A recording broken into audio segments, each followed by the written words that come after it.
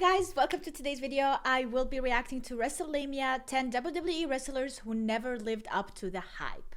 Hi guys, let's check out 10 WWE wrestlers who never lived up to the hype. When you think you've seen it all day off. Oh my god. Bubble wrap. WWE wrestlers who never lived up to the hype. Number 10, Nathan Jones. Nathan Jones was labeled in vignettes as an ex-prisoner who now made his way to WWE. Jones was expected to be a big-time player by those backstage in WWE, and these expectations were mainly down to Jones's look, as to his credit, he had an insanely impressive physique. WWE were so sure that Jones was going to be a big deal that he would be presented as The Undertaker's protege, and he'd be initially booked to team up with The Undertaker to take on the duo of A-Train and The Big Show at WrestleMania 19. However, this was changed at the last minute as they realized that Jones simply wasn't ready for a featured match. Following WrestleMania 19, Jones was sent to OVW for more training, and he would make his return to WWE television in the fall of 2003. Upon his return to television, WWE tried to present him as a heel, as they clearly believed that being an ex-prisoner was more of a villainous trait. Yet again, WWE gave him a notable push, and they even booked him to be part of Team Lesnar at the 2003 Survivor Series event. Jones would ultimately fail to make a connection with the crowd, as the Ruthless Aggression era audience just had nothing to gravitate towards, and it certainly didn't help that Jones couldn't remotely deliver in the squared circle whatsoever. The man was clearly as greener as Tajiri's green mist. Number 9, Mabel. In the summer of '95, WWE went all in on Mabel. Based on his booking and by the WWE commentary team telling the audience directly, it was presented as if Mabel was the next big threat in the WWE, and he was going to take the WWE by storm. WWE would continue this push for Mabel by booking him to win the illustrious King of the Ring tournament. This was an interesting decision from WWE's part, as Mabel wasn't popular with the fans, and nobody was crying out to see him being pushed into the main event scene. But they would commit to booking Mabel in the main event of the 1995 SummerSlam, and Mabel would face Diesel for the WWE title.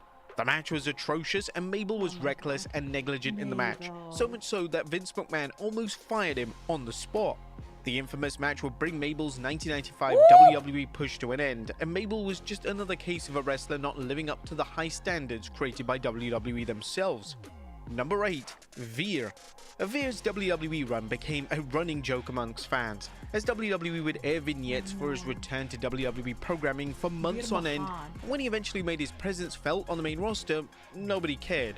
Vignettes can work extremely well in getting a wrestler over, yet WWE had to be careful not to overdo them, as it can sometimes look like WWE have no creative plans in place, and this was evidently the case with Veer. The main roster run was a total bust, as the crowd had zero interest in seeing him perform, and by April of 2024, Veer would be released from WWE, making the entire marketing push for his main roster arrival a complete waste of time. Number 7, Matt Morgan. Matt Morgan was yet another name that was pushed in WWE due to his size and stature. In 2003, Morgan debuted on SmackDown, and whilst he looked great, his in-ring work wasn't remotely at the level it needed to be, and he was exposed the moment he stepped foot in the ring. WWE would quite rightly send Morgan back to developmental, and when Morgan returned to screens in 2005, this run was arguably even more underwhelming, and Morgan would eventually be cut from his WWE contract. He would then soon find himself in TNA, and he managed to break out as a main event star during his run in the company, and working closely with legends such as Kurt Angle and Abyss made Morgan grow as a performer, and there were even rumors that Morgan was going to be in line for a world title run in 2011, which didn't exactly come as a surprise. Number 6, Gene Snitsky. The idea behind Gene Snitsky's persona was unique, and it was certainly a fresh way to introduce a new heel on TV. Snitsky made his official main roster debut on the September 13th, 2004 edition of Raw. He would wrestle Kane, and by the end of the match, Snitsky would become one of the most detestable heels in the entire company. Snitsky would hit Kane in the back with a chair, resulting in Kane falling on a pregnant Lita.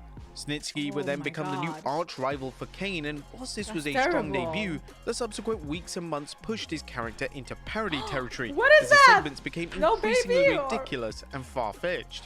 Or while Snitsky wasn't awful in the prominent role, he just didn't have the in-ring.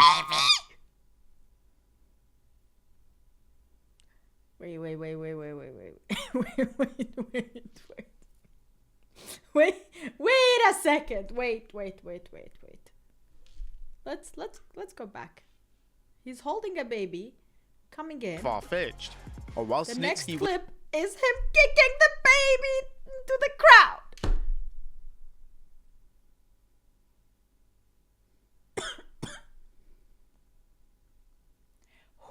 thought that was a great idea? And why is this not this moment? And why is this moment not spoken about more? This is crazy. Wasn't awful in the prominent role, he just didn't have the in-ring skills or the charisma to succeed at such a high level. And shortly after the Kane storyline was concluded, Snitsky would find himself in comedic roles and would become a regular on Sunday Night Heat. Number 5. Lacey Evans. And when a wrestler is called up from NXT, they must be able to handle the pressure of the main roster. The 2019 call-up of Lacey Evans led to a lot of confusion amongst fans, and despite Evans having a fun character and gimmick, her in-ring work never stood out, and it was speculated that she would struggle to get over with the main roster crowd. But WWE went the extra mile with Evans, as she would be featured on pay-per-views against Becky Lynch after WrestleMania 35, and although Lynch tried incredibly hard, the matches were passable at best, and nobody was even taking Evans seriously as a legitimate contender. But WWE wouldn't give up, as although the fans hadn't connected with her, they would try her as a babyface and even attempt to repackage her an endless number of times. One time they even paired her with Ric Flair, and this was reportedly going to lead to a WrestleMania showdown with Charlotte Flair. WWE gave Evans opportunities left, right and center, and Evans was unfortunately unable to deliver to the standard that WWE or the audience expected. Number 4. Cara. If WWE holds a press conference to announce a new signing, it's usually a sign that that wrestler is going to be set for greatness.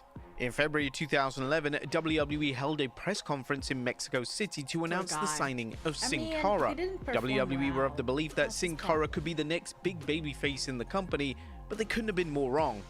Cara had problems almost immediately in WWE, as he couldn't grasp the structure of a WWE match, which led to a lot of confusion in his matches. His matches were often filled with botches and blunders, and rather quickly, the audience who had never seen his prior work would collectively wonder what all the hype was about.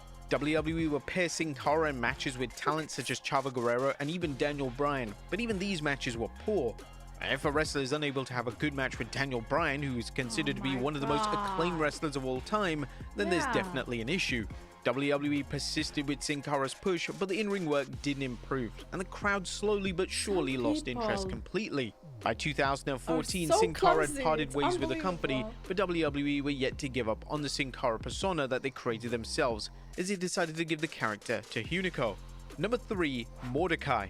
The early vignettes of Mordecai were actually incredible. They presented this image of a wrestler that had a defined gimmick and could in theory be the new arch rival to The Undertaker. There was a ton of hype heading into the eventual debut of the character, but it could be argued that things went wrong the moment he made his first entrance. What happened? Mordecai would debut at the 2004 Judgment Day pay-per-view, and the initial presentation was hard to take seriously, as the gimmick and everything surrounding the character looked cheap and phony. The 3-minute match against Scotty 2 Hotty was also dreadful, and the crowd watched on in utter silence. WWE had grand plans for the character, and there were even rumors that a 1v1 matchup between Mordecai and the Dead Man was on the horizon, but due to the poor reaction... literally, if you want something like that, you need a guy who is prepared to perform very well. Then he can dress up as the stupidest clown ever. It doesn't matter if he is really good in the ring. To the character, this was immediately scrapped, and the character was soon cancelled indefinitely. Number 2. Curtis Axel. Aligning a wrestler with Paul Heyman is usually a way to propel them instantly into the main event scene. In 2013, WWE paired Paul Heyman with Curtis Axel, and this was going to give Axel the push that fans had wanted to see for some time. But the pairing was awkward to watch, as there was a distinct lack of chemistry between the two. Heyman's most successful pairings, those being Brock Lesnar, CM Punk and Roman Reigns, benefited from the real-life friendship coming to the surface, but there was none of that present. According to Heyman during an interview with Rolling Stone, Heyman discussed that the bar was set too high with the prior pairings, and this was detrimental to the Axel and Heyman alliance getting over. I think the bar was set so high with the chemistry that Brock and I have, and the chemistry that CM Punk and I had, that it would be very difficult to match that. It's not just a situation of stick manager A with wrestler B, especially when you're shooting for the top. I never walked through the curtain with someone I wasn't trying to audition as a WrestleMania main eventer, and I never want to. And I'm sure the performers I've worked with didn't want to have an advocate whose goal was anything less, but sometimes the chemistry just isn't there. Although the WWE did admittedly try with Axel, by the end of 2013, the writing was on the wall, and it wasn't before long that Axel was moved down the card and the Heyman partnership would cease to exist. And number 1, Ted DiBiase Jr. When the Legacy faction disbanded officially in 2010, it was an expectation that Ted DiBiase would be the breakout star of the group. In reality, Cody Rhodes would take advantage of being booked in character-based roles, and these are roles that Cody excelled in. He was given numerous gimmicks, and he delivered the goods, and he managed to get organically over with the fans. Over a decade after the Legacy faction disbanded, Cody pretty much became the face of WWE, and he even main evented and won the WWE title in the main event of WrestleMania.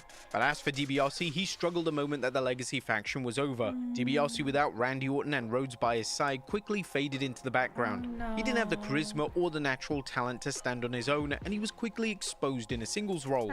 WWE's attempt to push him were pointless, as the crowd had already decided that DiBiase wasn't going to be the star everyone predicted. Now, the interesting thing about him was that in 2009, WWE Magazine released a special issue focused on tomorrow's champions. The cover featured names that WWE would believe would be future world champions in the company.